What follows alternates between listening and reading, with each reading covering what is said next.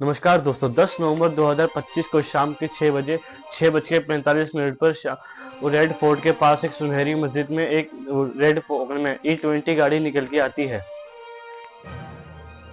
6:52 पर यह गाड़ी एक रेड लाइट पर आ रुक जाती है। ये वाली रेड लाइट लाल किले मेट्रो स्टेशन के गेट नंबर 1 से बहुत ही नजदीक थी और कुछ ही सेकंड के बाद दोस्तों बहुत ही बड़ा धमाका होता है।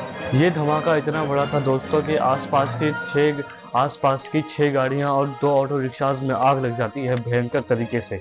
पास की मौजूद स्ट्रीट लाइट बुझ जाती है और मेट्रो स्टेशन के एंट्री गेट पर लगे शीशे टूट जाते हैं। कई सारी गाड़ियां जो जो दूर खड़ी थी उनके तक शीशे टूट जाते हैं और जो गाड़ी इस धमाके के पास थी उनका मलबा 150 मीटर दूर जाकर गिरता है। जिस वक्त ये ब्लास्ट हुआ था चांस की बात है, 2 अलग अलग लोग फिल्मिंग कर रहे थे और हमारे पास ये इस ब्लास्ट का रियल वीडियो मौजूद है। एक वीडियो जो अभी आपने देखा और दूसरा ये वाला।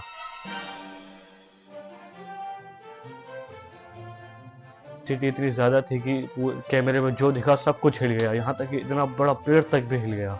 वहाँ मौजूद शॉपकीपर्स का कहना है कि इतनी तेज आवाज उन्होंने पहले कभी नहीं सुनी थी। बताया जाता है कि इस धमाके की आवाज करीब 2.5 किलोमीटर दूर ITO तक सुनाई दी। 6:55 पर दिल्ली फायर सर्विस को कॉल आती है, जिसके बाद उन्होंने फायर सर्विस को सतर्क कर दिया। एक NBTS बताता है कि 10 मिनट के अंदर अंदर 7 बजे करीब पुलिस वहां पर आ गई थी। चांदनी चौक के लोकल लोग वहां घायल कुछ मरीजों की मदद करते हैं और 7:15 पर एम्बुलेंस भी वहां पहुंच गई थी और एम्बुलेंस पहुंचने से पहले ही कुछ विक्टिम को एक रिक्शा के थ्रू पहले ही हॉस्पिटल भिजवा दिया गया था। घायल लोगों में से 8 लोगों की हॉस्पिटल पहुंचने से पहले ही मौत हो जाती है और अभी तक की इंफॉर्मेशन के हिसाब से इस ब्लास्ट में कुल मिलाकर 13 लोगों की मौत जान जा चुकी थी।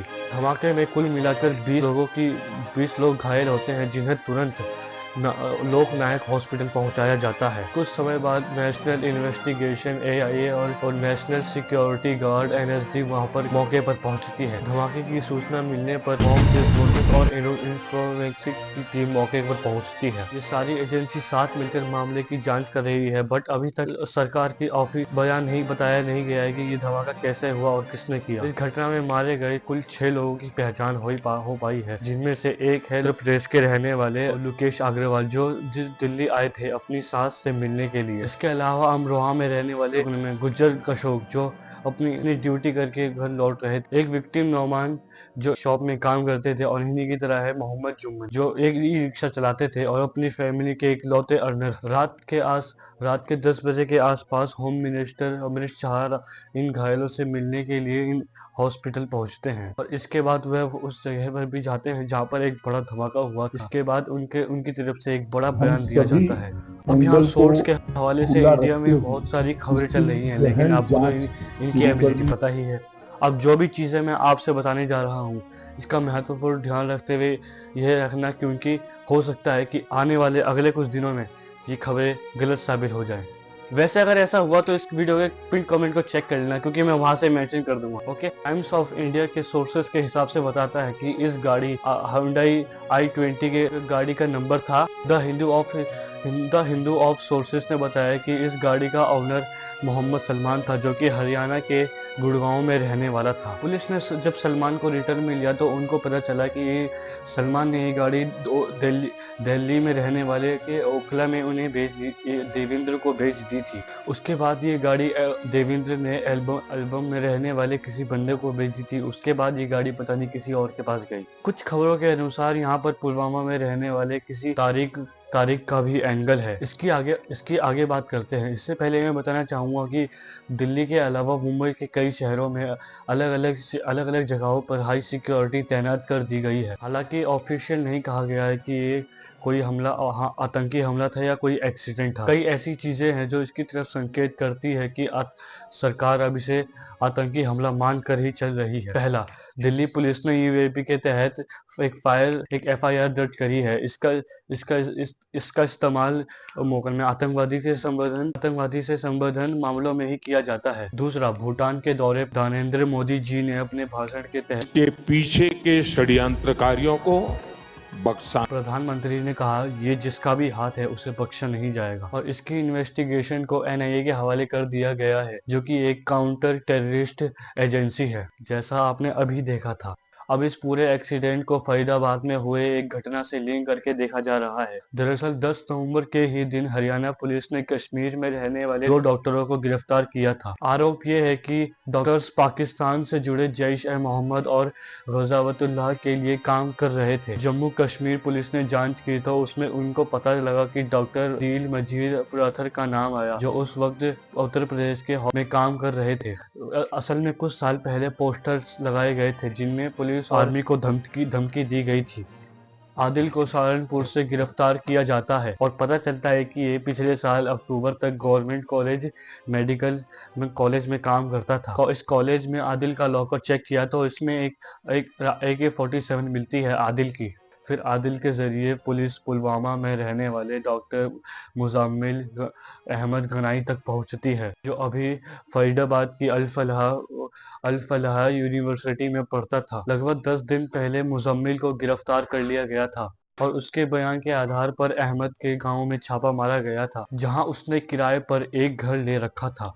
इस घर में दोस्तों पुलिस को लगभग 360 केजी एक्सप्लोजिव मिलते हैं। बाद में और रेड की गई तो एक्सप्लोजिव का नंबर 3000 केजी से ज्यादा बताया जा रहा है। इसमें अमोनियम नाइट्रेट होने का शक, जिससे बम बनाने के लिए इस्तेमाल किया जाता है। इसके अलावा पुलिस ने यहाँ से एक पॉकी टोकी की 20 T timers, batteries, heavy materials, wires जैसे एलिमेंट्स को इकट्ठा किया जिससे बम बनाया जाता था। यहीं पर एक क्रीनको राइफल, मैगजीन्स और एक पिस्तौल मौके पर मिली। यह सब देख के यह साबित था कि यहाँ पर एक बड़ी साजिश रची जा रही थी। इनकी गिरफ्तारी के बाद दिल्ली में रेड फोर्ट के ब्लास्ट से पहले पुलिस ने कहा था कि अभी भी ये ऑपरेशन जारी है। तो फरीदाबाद में आतंक के बाद जो लोग अरेस्ट हुए और जो दिल्ली में ब्लास्ट हुआ, इन दोनों को जोड़कर देखा जा रहा है। द इंडियन एक्सप्रेस के जम्मू कश्मीर के हवाले से टॉप सोर्स से बताया है कि दिल्ली में जो ब्लास्ट हुआ है वो फरीदाबाद में अरेस्ट से कनेक्टेड, लेकिन हालांकि इस बात को ऑफिशियल कॉन्फर्म नहीं किया गया है सरकार के द्वारा। लेकिन इंडियन एक्सप्रेस के मुताबिक इस ग्रुप में मुजम्मिल और आदिल के द्वारा 2 लोग और 2 डॉक्टर और भी शामिल। इनमें से एक लखनऊ की महिला है जिसे गिरफ्तार किया जा चुका है, लेकिन एक डॉक्टर उमर नबी अपने साथियों के गिरफ्तारी के बाद गायब सा हो गया था और इसी उमर नबी पर धमाके करने का शक है। अलेज लेती पुलवामा के गांव का रहने वाला एक व्यक्ति है जिससे मुजम्मिल आता था और यह भी अल फलाह यूनिवर्सिटी में काम करता था। मुजम्मिल की गिरफ्तारी के बाद पुलिस इसे तलाश कर रही थी। इस उमर नबी को धमाके से जोड़ने वाला प्रूफ 20 गाड़ी बताया जा रहा है जिसमें बॉम्ब था। हिंदुस्तान टाइम्स के पोल्स के हवाले से बताया जा रहा है कि ये धमाके वाली गाड़ी आखिरी बार उमर के पास ही थी और धमाके से पहले भी उमर ही इस गाड़ी को चला रहा था। एक सीनियर ऑफिशियल बताते हैं कि अपने साथियों की गिरफ्तारी के बाद उमर घबरा गया था और उसने जल्दबाजी में ये धमाका किया।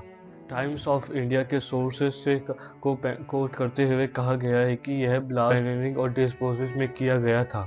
यह बम यूजुअली असेंबल्ड और पूरी तरह से डेवलप नहीं हुआ, जिसकी वजह से इसका लिमिटेड इम्पैक्ट रहा और कोई शार्पनर नहीं मिले। उनके अनुसार उमर इस गाड़ी को चला रहा था और इस ब्लास्ट के एक्सप्लोजिव उसी तरह है जैसे फरीदाबाद रेड्स में मिले थे। पुलिस ये जांच कर रही है कि मारे हुए लोगों में से उमर शामिल है या इसके लिए उमर की मां का DNA सैंपल लिया गया। यह एक बेहद ट्रेजिक और दिल दहलाने वाली घटना है। 13 मासूम लोगों की जान चली गई, कितने परिवार उजड़ गए।